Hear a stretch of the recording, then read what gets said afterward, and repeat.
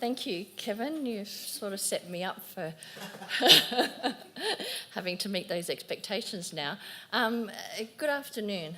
As a visitor to this country, I'd like to acknowledge the rich country that we walk on today, the country of the Gadigal people of the Eora Nation, and that have sustained their country and culture for thousands of years, even in the face of adversity and invasion. I will tread lightly on your land and respect and honour it.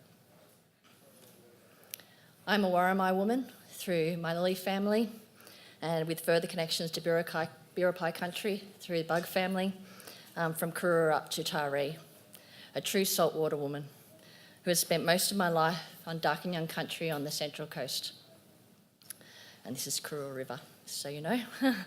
I have strong links with my communities and draw on my experiences, knowledges and relationships to these countries, families and communities to guide my personal, cultural and professional journeys. I highly respect my elders, my mentors and cultural mentors who have and continue to pass on their knowledge and wisdom for the sustainability of our environments, our cultures and our education. I'm currently the Pro Vice-Chancellor Indigenous Strategy at Macquarie University, as Kevin said, and Director of Wallangamuru.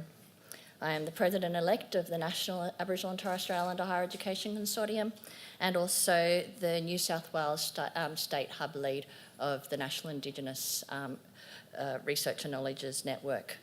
And I thank you for inviting me here to talk today about making a difference through Indigenous research. Although my talk will at times talk directly to Indigenous researchers, I hope that this also provides a broader perspective of our space and responsibilities. That particularly if you're working with Indigenous communities or Aboriginal and Torres Strait Islander communities and or with our students. So I'm going to start today by sharing an aspect of my journey so that you're able to get to know me a little bit better and appreciate that there are opportunities for us all, even when at times we feel a little bit lost, like we've approached dead ends or the road seems to be winding and ongoing. A feeling that is common, especially when completing your PhD, when the important thing is that you still need to look at the good view out there. And I had the opportunity to speak to a few people during the lunch break even, and they felt just like this. And I don't think that you have a true PhD journey without actually hitting some roadblocks or feeling like, when is this ever going to finish, or when am I ever going to get this started and get some traction. So first of all, I'll give you a quick summary of myself. Then I will talk about Indigenous research and community, positioning ourselves as Indigenous researchers, importance of supervisors understanding Indigenous methodologies, giving research outcomes back to community, and our responsibility to a continuing legacy. So first of all, for a quick summary of my journey. School was challenging to me as I was never very academically inclined and mostly disengaged.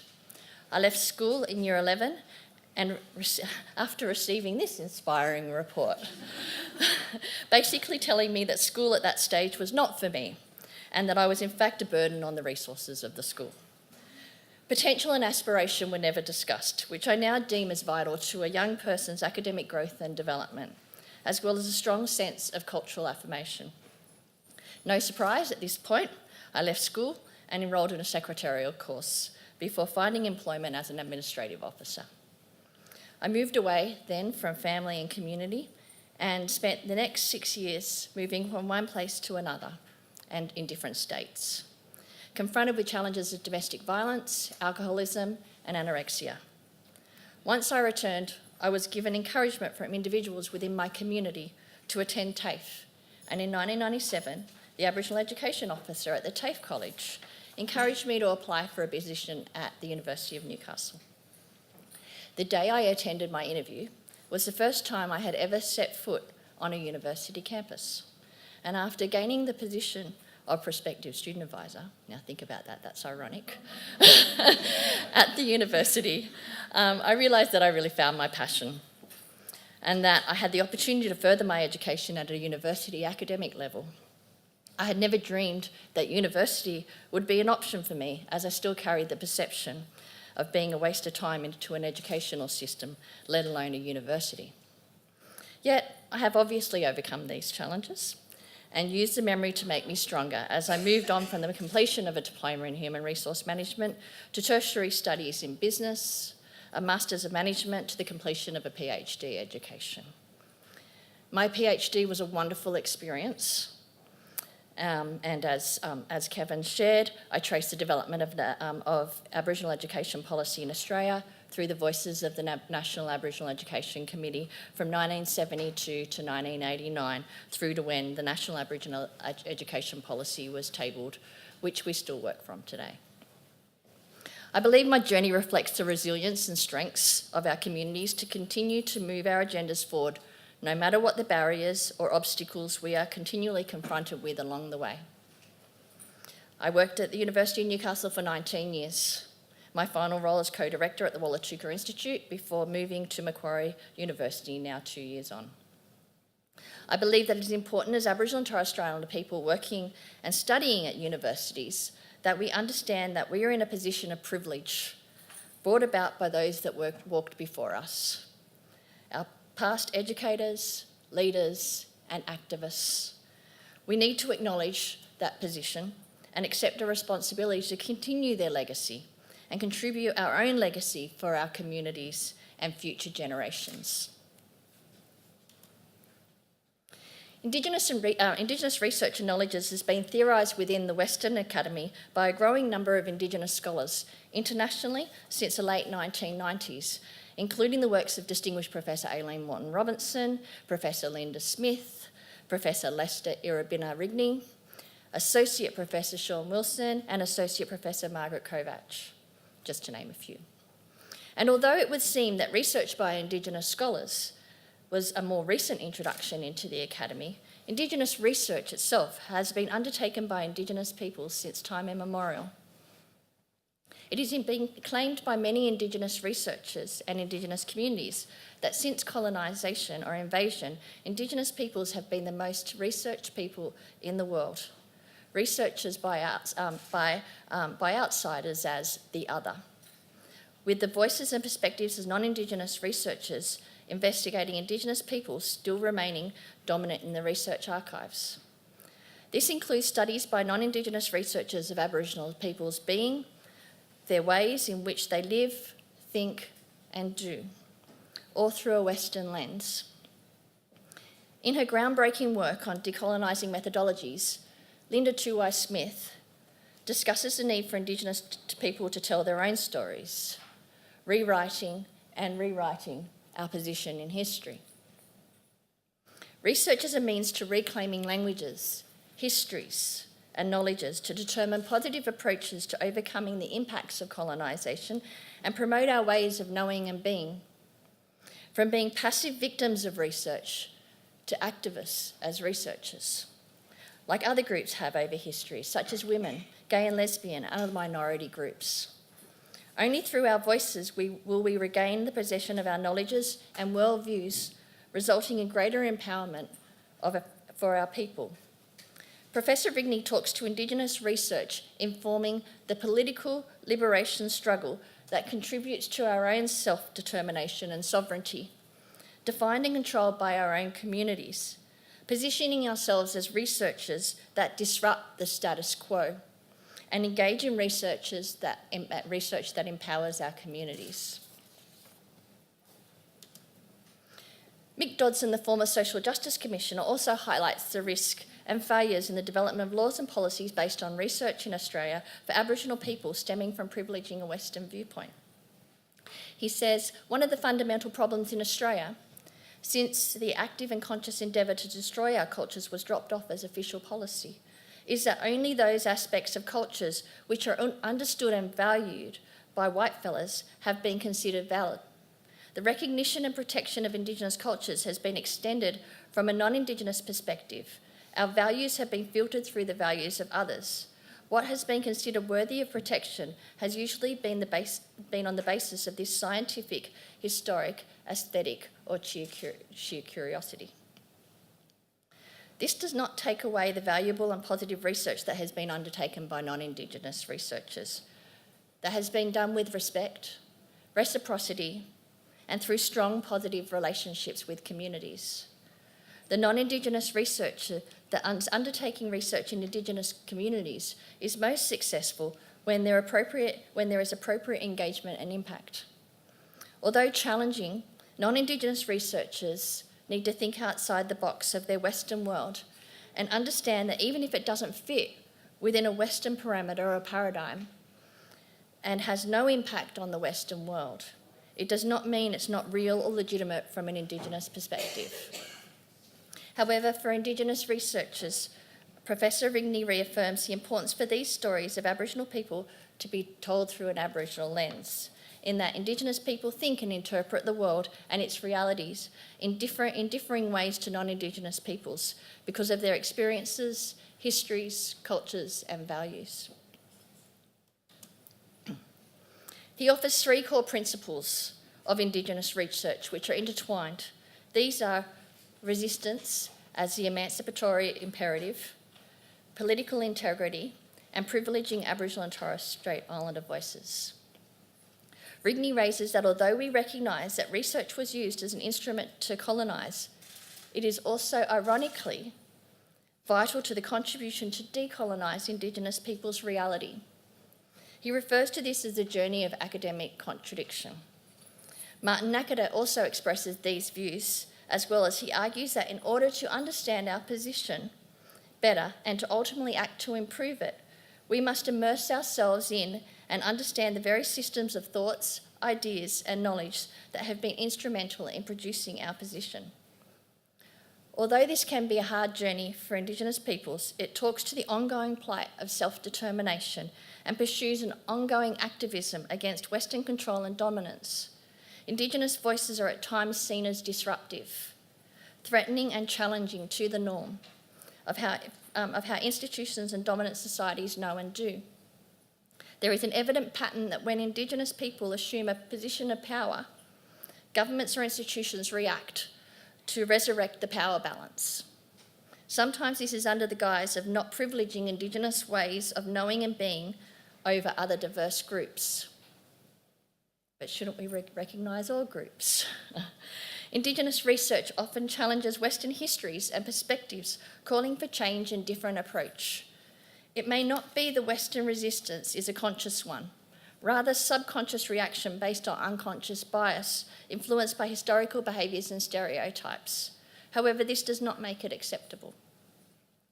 Indigenous community-driven or based research practice needs to ensure mutual benefit through reciprocal knowledge translation. It should be transformative research that unites your discipline interests and expertise with the community's interests and aspirations. Research ethics by Indigenous researchers has more recently been focused on transforming research and institutions as opposed to focusing on ethics in relation to Indigenous knowledges and values, as they respond to institutions that view research ethics to be more about code of conduct, rules, policies and regulations that remove the focus from a humanistic relationship.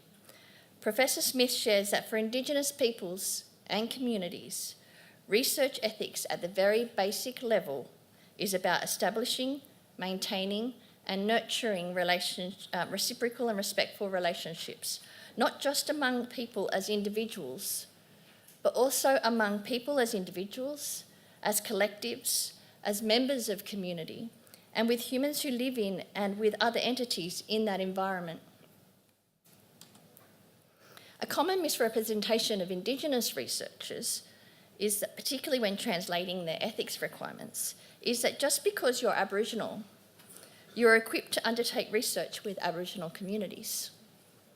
Although there is often a connection and commonality that can be drawn through shared Aboriginality or indigeneity, it cannot be assumed that this will provide an effective common ground for a positive research experience, as cultural knowledges and experiences are diverse and not mutually understood by Aboriginal people from different communities with different experiences. I recently experienced this in a visit to Arnhem Land. I was presenting awards with a couple of with a couple of elders and traditional owners.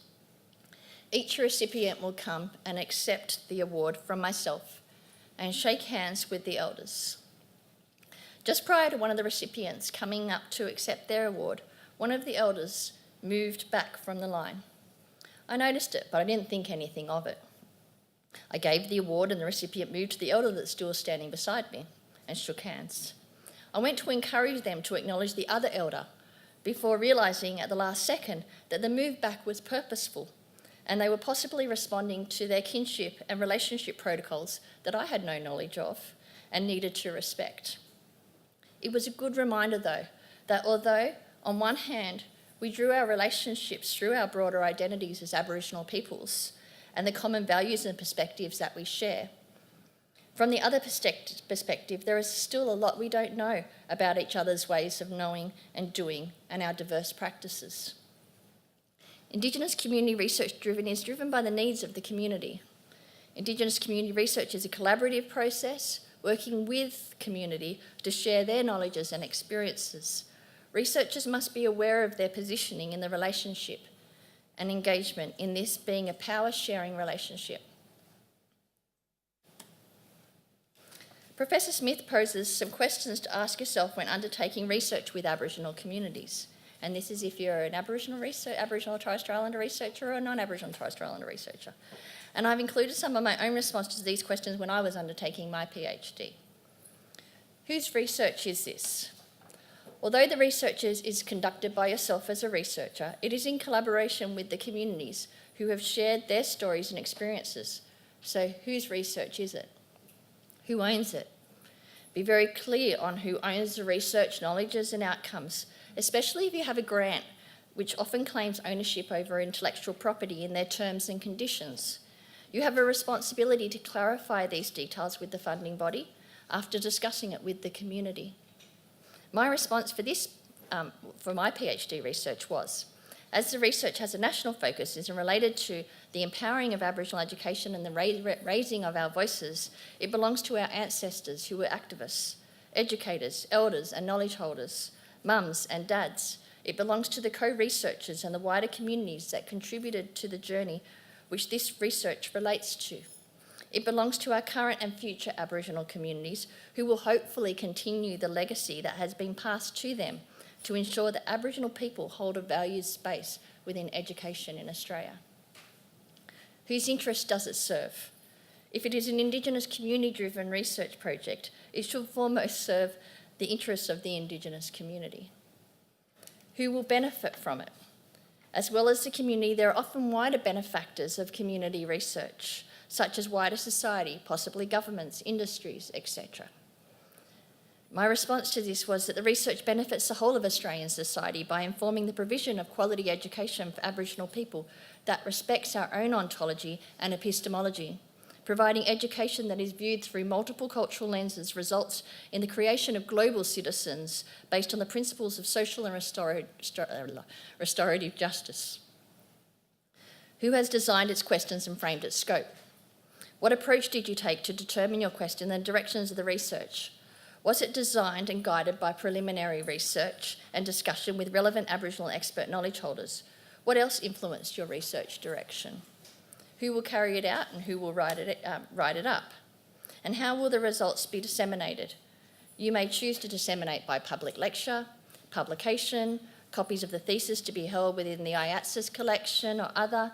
You may hope that the results will finally be recorded into a published book for wider access. How else will you disseminate these outcomes? A major challenge for Indigenous PhD students undertaking Indigenous research is accessing supervisors that not only have a good discipline expertise, however, is also open to exploring the different approaches that Indigenous methodologies and methods present within their research. The challenge is sometimes not that the supervisor will not consider different approaches to the norm. It is sometimes just about the confidence of the student to raise issues and considerations for discussion. One of my discomforts when writing my own dissertation was that the norm within my discipline was to, one, refer to the people engaged within your sample as my sample of research as participants, and 2, when quoting them using their surname. So at first I did this. I referred to the members of the NAEC as participants of my research.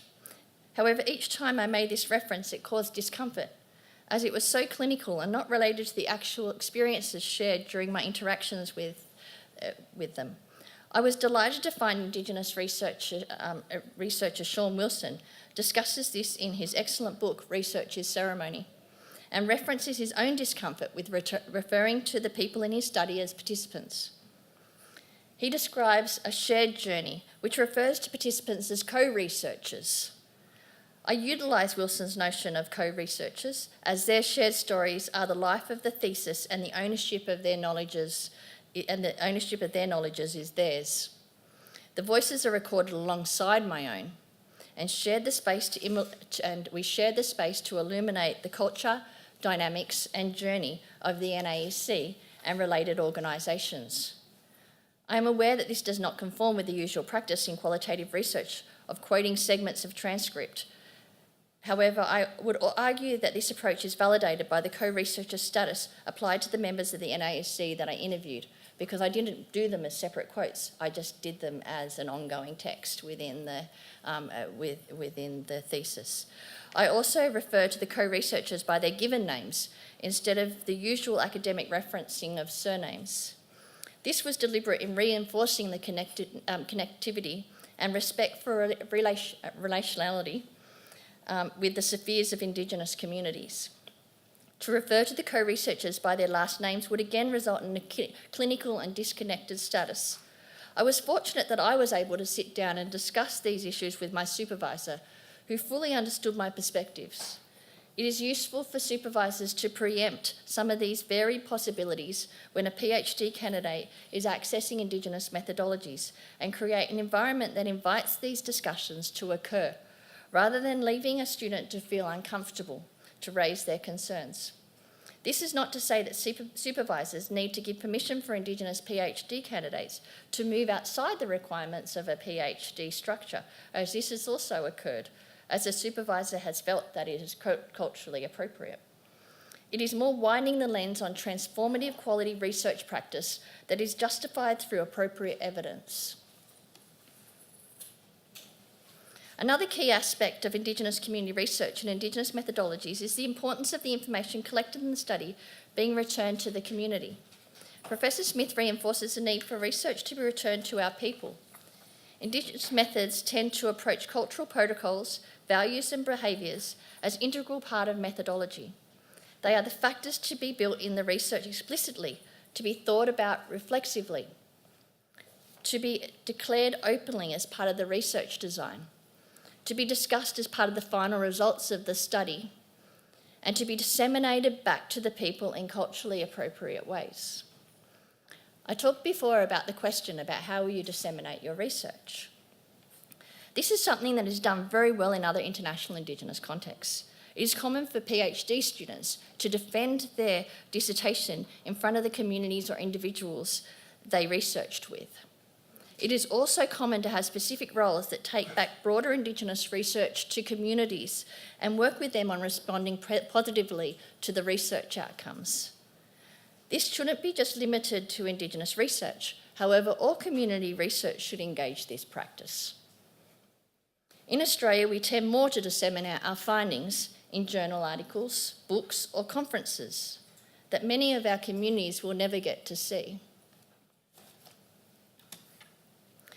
I posed my presentation around legacy, and although I haven't really mentioned it up to now, all of the previous aspects are important in enabling ourselves to contribute to a legacy that is aligned to the values, perspectives, and aspirations of our peoples and our communities. Through research and the translation of collected knowledge, shared stories, and journeys that provide evidence of a strong contribution to Indigenous communities, there has been progress for our peoples in Aboriginal affairs, social, health and wellbeing, environmental sustainability, and clear advancement of access to and participation in education and research for Aboriginal people. There is still lots of work to be done and attitudes to be changed. Aboriginal and Torres Strait Islander researchers, educators and leaders need to maintain their voice and ensure the inclusion of the voices of Aboriginal communities towards our own empowerment and sovereignty. We must not be lost within the crevices of a Western education system, continuing the legacy of those that walked before us. We must be seen and respected for the knowledges, experiences, perspectives and aspirations that we bring to the Academy that will lead to the self-empowerment of Aboriginal peoples and communities, as well as the wider Australian society and beyond. I share with you a message passed on to me by one of my mentors who has been in higher education for over 40 years and recognised nationally and internationally for his contribution to this space. He said, "One of the messages that I would give to young emerging scholars and leaders is to never forget their connectedness to country and community. But they should see their participation in these sorts of endeavours as a privilege, not a right. I despair sometimes when I see some of our people, both some of our academics and some of our students, operating as if this is a right because they don't understand the actions that were fought to create the privilege that they now enjoy. I'm proud of the fact that we're producing so many great thinkers and great leaders that are going to lead the next generation. I would hope that the generation never forgets the history and some of the stuff that happened before. But you understand that we can never be anything but who we are. So if you want to be an academic, only an academic, well, work in the Academy and you can be an academic. But if you want to be an Aboriginal or Torres Strait Islander or Indigenous academic, that's something totally different. People need to understand what that means and then to dedicate their careers to celebrating the uniqueness of that. I would say that some of the people that work in these types of environments, including those that might be seen as being future leaders, is that they better understand that if these places, Indigenous spaces in universities, didn't exist and they wanted to take their chance on employment in the Academy, they probably would never have been employed. Not because they're not skilled or they lack merit, but because the system doesn't allow that to happen. If it did, there'd be no reason for these places to exist. So my message to you and some of those people that are coming through is to be proud of the fact that you come from one of, if not the, longest surviving and continuing culture on this planet. No one else can claim that. Understand what that means in real terms, not just in historical terms. Be dignified in the way in which you assert your rights and your freedoms to be Aboriginal, to be a Torres Strait Islander, to be Indigenous. Never settle for just being someone else's guest. Understand that you've got that history, that thousands and thousands and thousands of years of unconventional tradition that we should be utilising today to grow our own. There are some young ones that are here that I am so excited about. I think they will be the next leaders.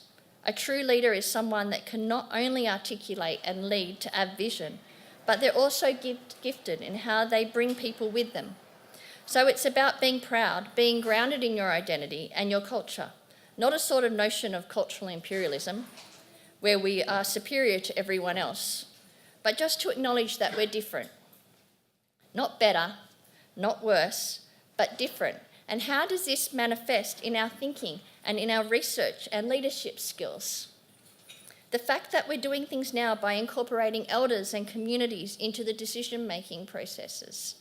Somewhere the voices of those that have gone before us must be acknowledged and celebrated in the way in which we create a vision for the future.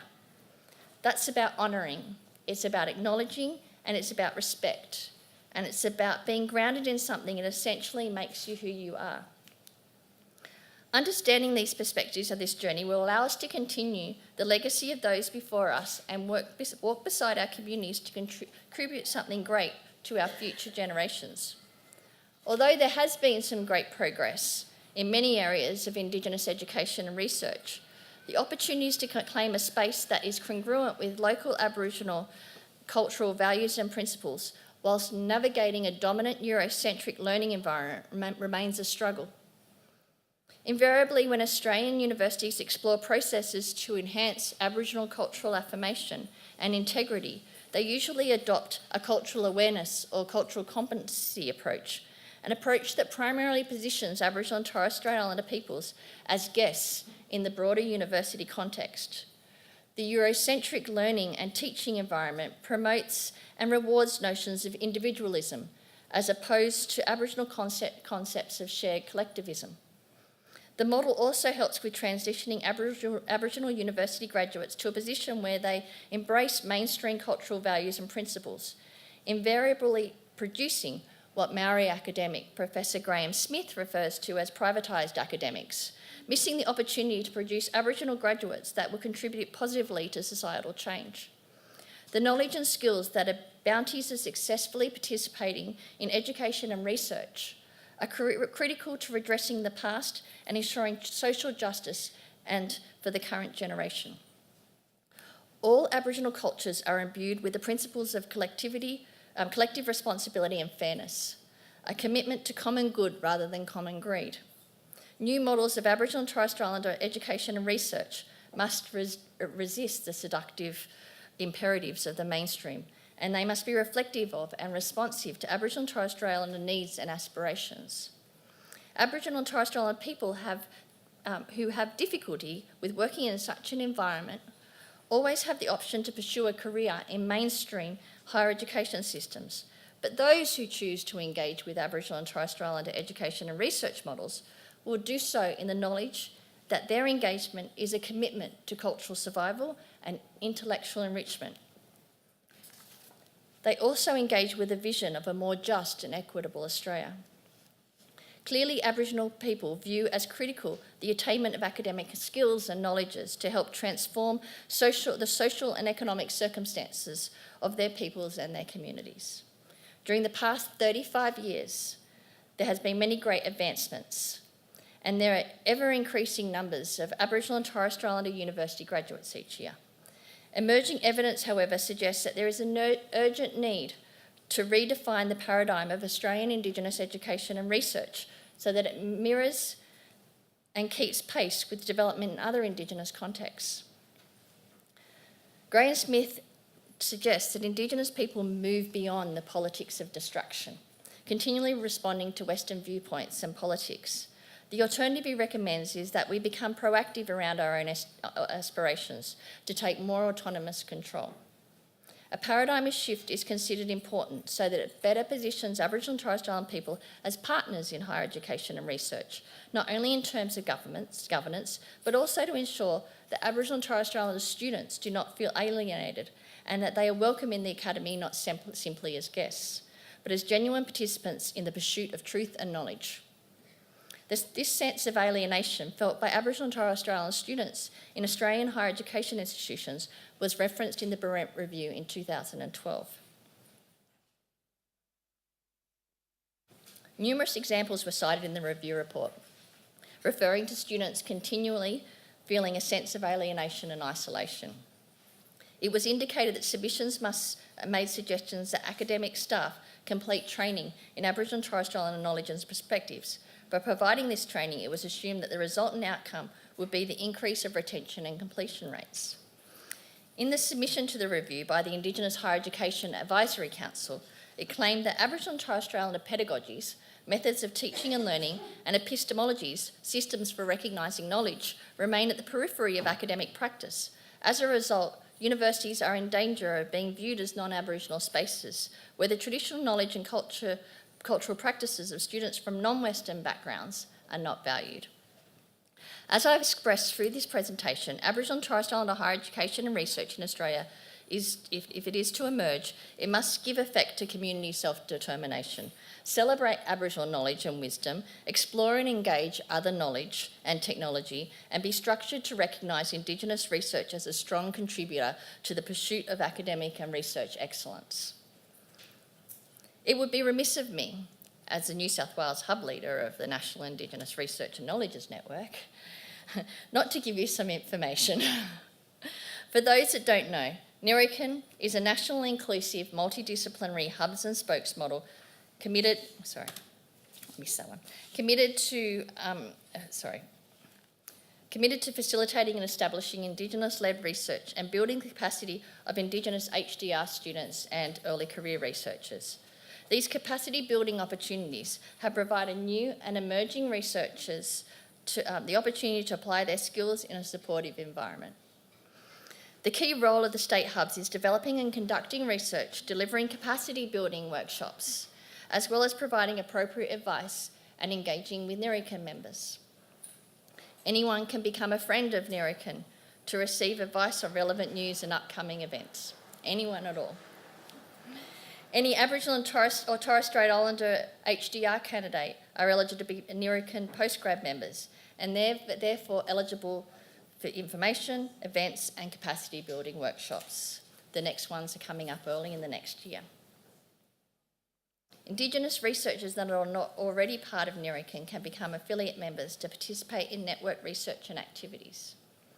The current study being undertaken by the New South Wales, Northern Territory and South Australian Hub is to identify the successful journeys of Aboriginal and Torres Strait Islander PhD students against the successful journeys of non-Aboriginal and Torres Strait Islander PhD students to create an empowering knowledge base for current and prospective Indigenous PhD candidates on the vital factors that influence success.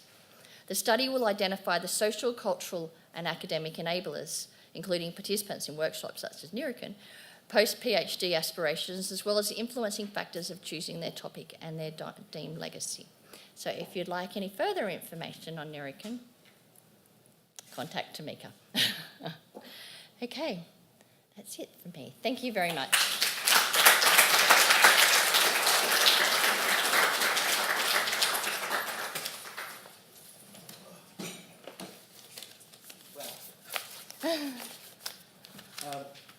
Yeah, that was an extraordinary conversation with us about a lot of ideas, and I'm sure many of us are going to go away and think, only 3 years having graduated myself from Newcastle University, and it was a wonderful experience to meet Leanne over many years that I've had the opportunity to go to Newcastle and to converse with her and also the others that took it.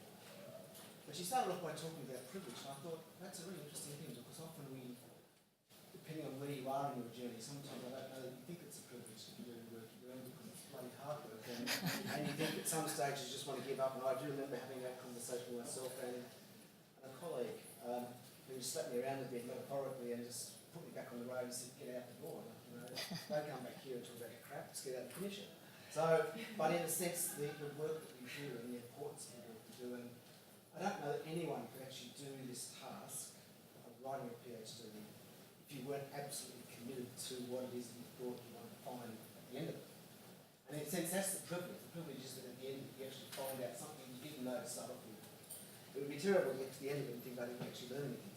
That would be a terrible outcome. Unless you either knew everything to start off with, therefore while doing it. One of the other great ideas that Leanne really touched on was this notion of theorising, and I guess Indigenous space, like everything else, is always truncated and infused with this notion of theorising.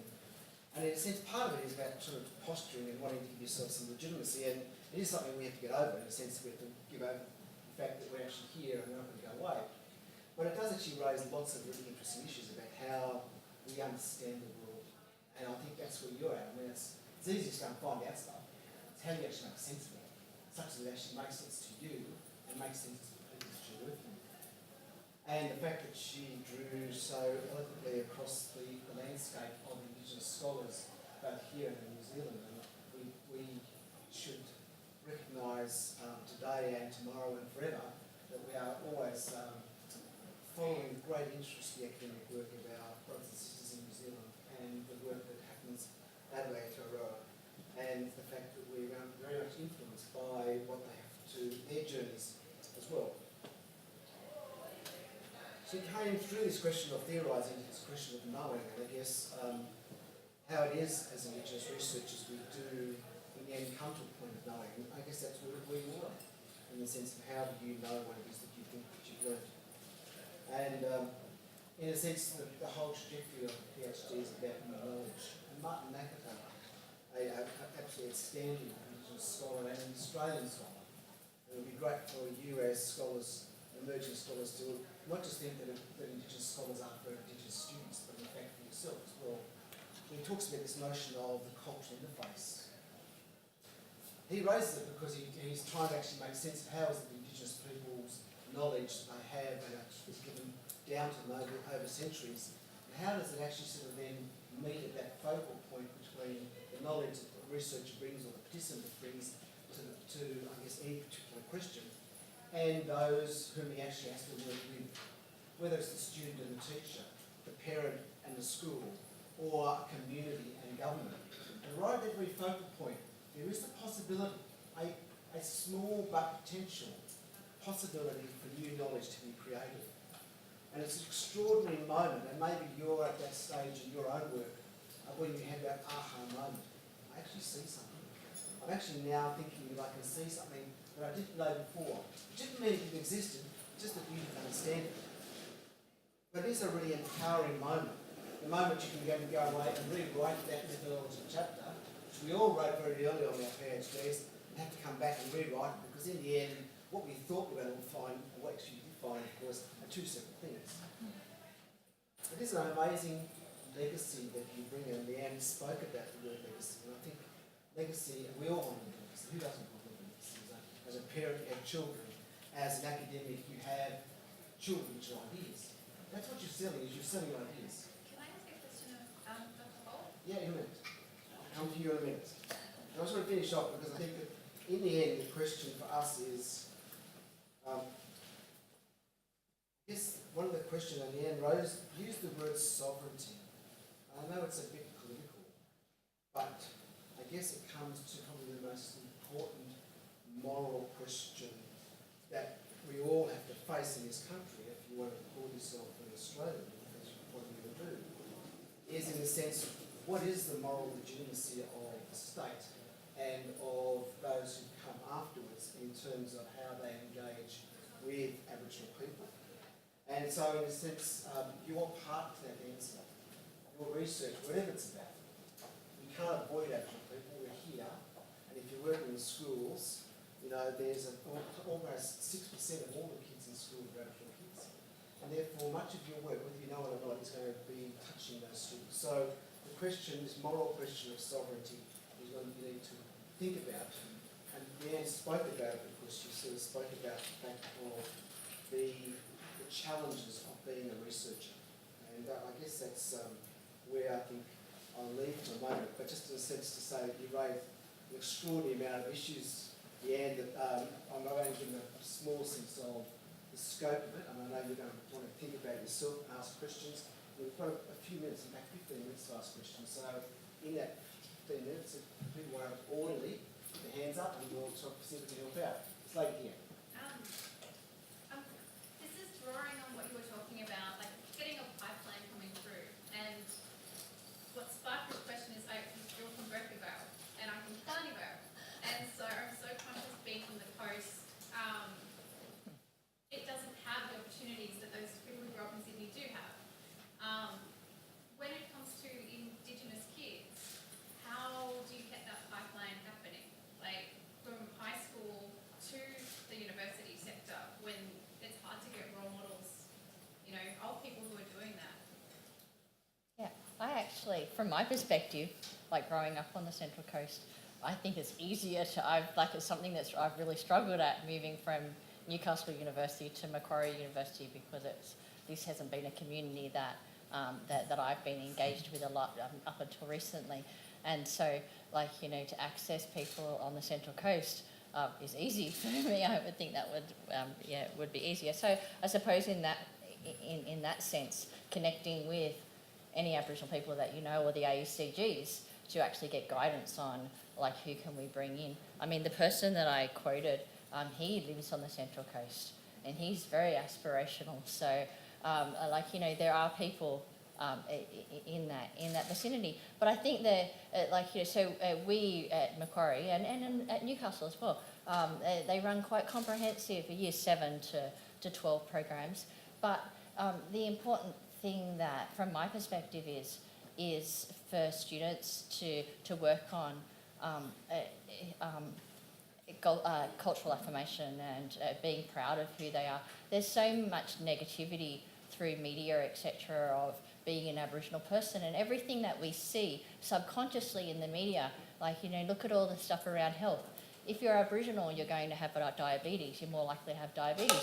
You're more likely to have heart disease. You're more likely to have to die earlier. And that's all connected with their identity. It's not connected with anything else. It's connected with them being an Aboriginal person. And then you have all the other stereotypical conversation which comes up in classrooms. Like, you know, there's a big push for curriculum to be embedded across all teachings, which is fantastic. That's what we've been calling for. But it also means that teachers need to be in a really good position to create a safe environment in the classroom as well. That's so challenging. Like, you know, I've been asked for advice by teachers for my, when my students have sort of said to them, "You're not creating a safe," because they're shy. But like, you know, and I understand that that's a real challenge for teachers, but I think that the earlier that we can build a confidence in who young people are as Aboriginal people and concentrate on the positives of that, it is going to then create greater aspirations, greater academic outcomes, that will just filter. So it's not so much actually looking at academically preparing these young people for a pipeline. It's about personally and culturally as well. It's got to be holistic. Does that answer your question? Yeah, it does. Thank you. Lady at the back. Thank you so much for your kōrero today. Nō ngāti inio, ko tērei hana morona tuku noa, ko taku piripi haunui, Curtin Morona, taku korangatira, kauri te pihare hana morona, taku kaunga. Thank you for your kōrero today. There's just two spaces that I wondered if you could just talk more into it. And the first one was when you were talking about privilege and in the sense of that word of privilege, or thinking about my own journey within tertiary and academia as an academician and understanding what came before us, what follows after us, and acknowledging our tupuna and our rangatira and all the hard work that they have done within academia that provides that space for me to stand here with you today. And when you use the word privilege, something stands up on my back, but still in that sense of thinking that my position here is not necessarily one that I see as a privilege, but one as very hard work still to this day, working within academia and working within the tertiary, that when I bring that word that I'm privileged to be here, I kind of want to think back to terms of actually it's for so long in my father's generation it's a human right to be here. So as we use the word privilege in different forms of academia, I wonder if you could just talk more into that space. Yeah, no, I totally agree. The second question that I have is around supervision, but then the examination process within academia when our work lands on global desks. And I had a brief kōrero with Whai here today, and we high-fived because one of her examiners got it. And for those of us that might know that process that we go through, one of our examiners doesn't get it. And they don't get it because there is that meeting place that we're speaking about where the two worldviews come and connect with each other. Yeah, definitely. Definitely. And you make a good point about privilege, and I totally agree with what you're saying. But working in education for over 20 years, it saddens me to see students come in with a real sense of entitlement, and I think that it's not a privilege, the work that I don't talk about privilege in taking away from the efforts and definitely the self-motivations and the work that we do ourselves with community. I mean, that we definitely should be acknowledged for that work. But it saddens me when students come in with a sense of entitlement that they don't remember, that they just expect.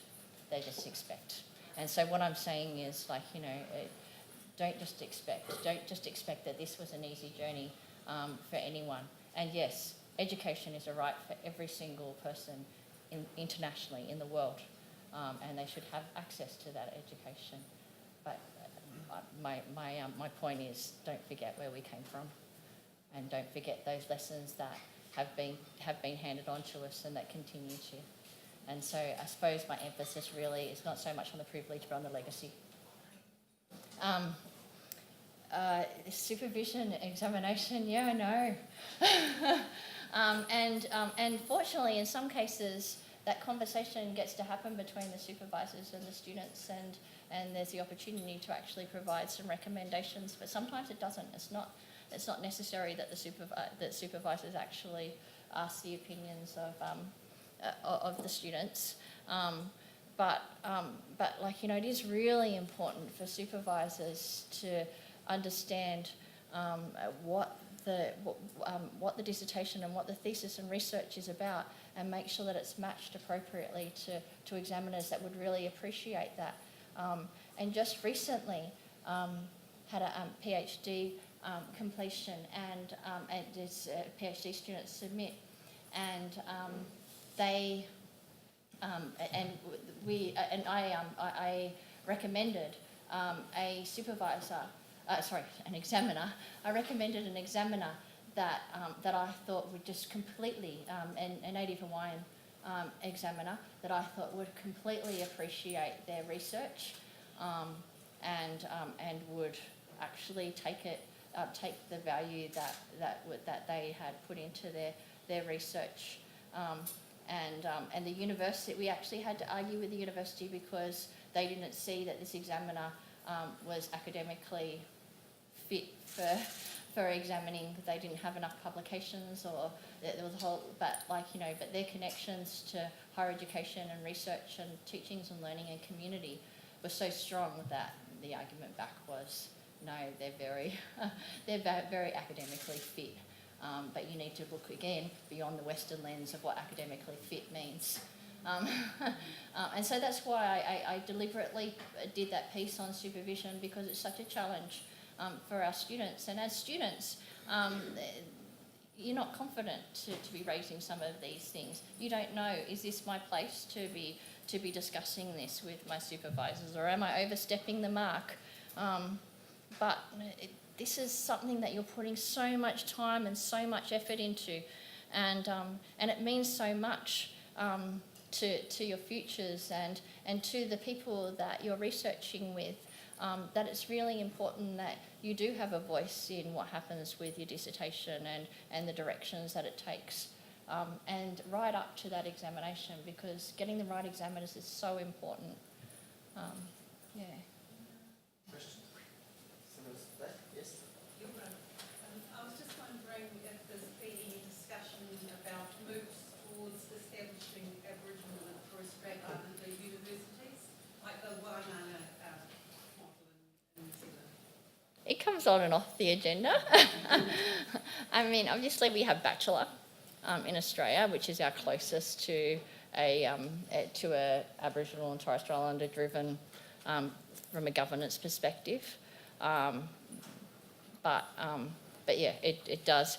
Like, funding's the issue. Like, I mean, to be recognised as a Table A provider and to get that funding support, like, is a big mind shift for our governments. But definitely it's discussed when I was at Newcastle, because when I was at Wallachuka at the time, we were seen as national leaders, and we'd got as Kevin said, we got the accreditations through the World Indigenous Nations Higher Education Consortium. And we were doing some great things, and we sort of started discussing, and then before I left, we started discussing the idea of an accord with the university, and that we would maybe become like a controlled entity of the university, which is similar model to some of the American models, where they have that partnership with the universities, but they're autonomous in their own directions and aspirations and governance. But it didn't. I came to Macquarie, so.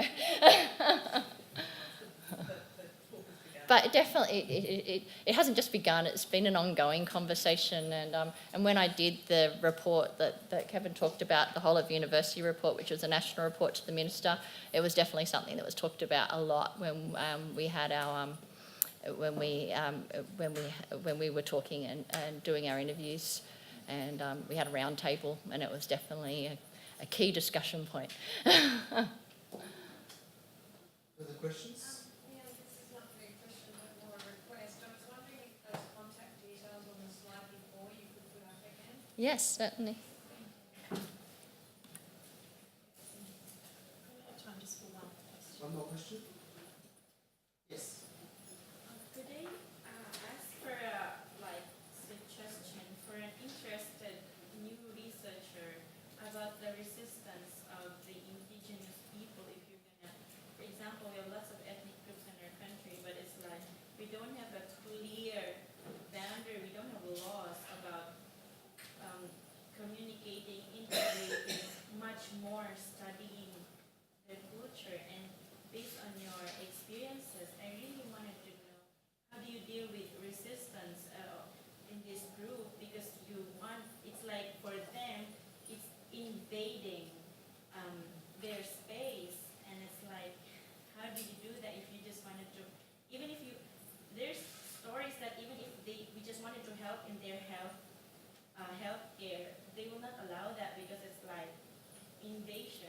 Yeah. And so you see that a few times I mentioned about being a guest in the institution. I think that's what I'm talking about, that we need to move beyond that guest paradigm, that we need to actually be seen as contributing valuable knowledges and valuable and valuable expertise. And at the moment, it's at the whim of goodwill and trying to build up relationships. I don't have an answer to that question. I just think it's something, for me, people say, as a Pro-Vice Chancellor, what do you do? What's your most... And the biggest thing that I feel that my job does is build strong, positive, respectful and reciprocal relationships. And if I come in being really aggressive and intimidating, then I'm not going to get anywhere. So it is about developing good relationships, and then developing those good, so it's a bit of a manipulation, should I say, in building those good relationships, getting them to see the value in what I have to say and what I propose that we need, how we need to move forward. But as I said all the way through, it's a matter of having a lot of people within this space giving the same messages over and over again. Because as individuals, we don't get anywhere. But as a cohort, it's much more likely that we're going to make advances. And I'd like to thank you on behalf of people, Leanne, for a wonderful rendering, I guess, of many issues. And can I just say one more thing? Sorry. Just based on some of the conversations that I had with some people, and I'd hope that this is helpful for those that are on a PhD journey. It's such an amazing time, and it should be such a great experience. And as I said at the beginning, that there's always roadblocks and there's always times when it looks like an impossible journey. But I think that you start getting all of this knowledge and start all of a sudden exploring new ways and exploring new things, and you think, okay, well, I now want to do this as well and bring this in and bring that. And one of the things that someone told me along the way when I was doing my PhD is it's just your L plates. Your PhD is just your L plates. After you've positioned yourself with the knowledge that you have, and that you've brought in that, and that you've started to develop an expertise and be recognised within that space, then the world is your oyster after that. You have postdoc, you can take on those other journeys and that other knowledge production after your PhD. But I see so many students get stuck on not getting to the end because they want to incorporate all of this other stuff into their PhD. Or what happens when I get to the end, because that's really nerve-wracking, what happens then? I won't have something to concentrate on. But it gave me a bit of release to think of it as, this is my L plates, and it will then give me permission to do something greater and to do some wonderful things after I finished. So I just wanted to just provide that advice as well and pass that on. Can I show you the thanks for the end?